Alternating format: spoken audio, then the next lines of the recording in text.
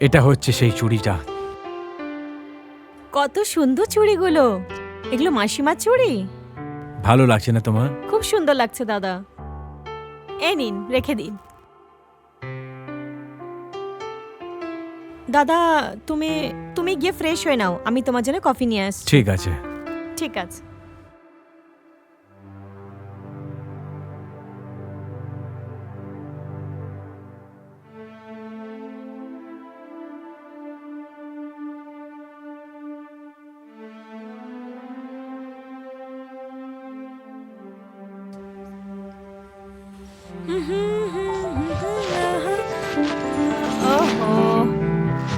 এই ছোড়দাটাও না নিজেকে টিপটপ করে সাজিয়ে হিরো হয়ে ঘুরে বেড়ায়, আর ঘরটাকে এত নোংরা করে রাখে।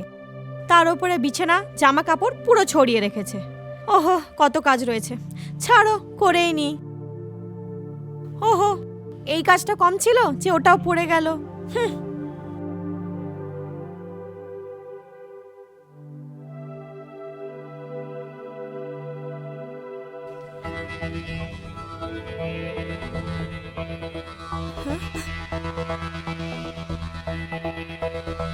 টাকা?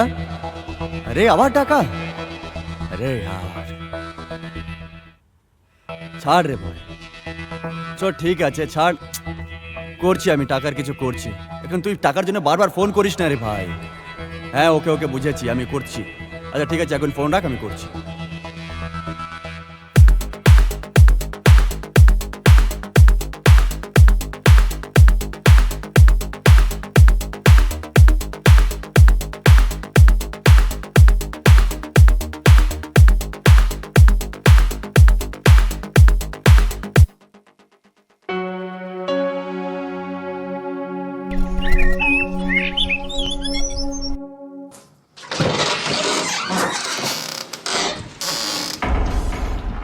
সুনিতা, সুনিতা, হ্যাঁ দাদা। এখানে চুড়ি রাখা ছিল মায়ের, কোথায় আছে ওটা? আমি জানি না দাদা চুড়ি কোথায়, কিন্তু দাদা আমি তোমাকে একটা কথা বলতে চাই। কি? অনেকবার আমি ছোড়দাকে আলমারি থেকে টাকা আর জিনিস নিয়ে যেতে দেখেছি, ও ভুল সঙ্গতে পড়ে নিয়ে গেছে।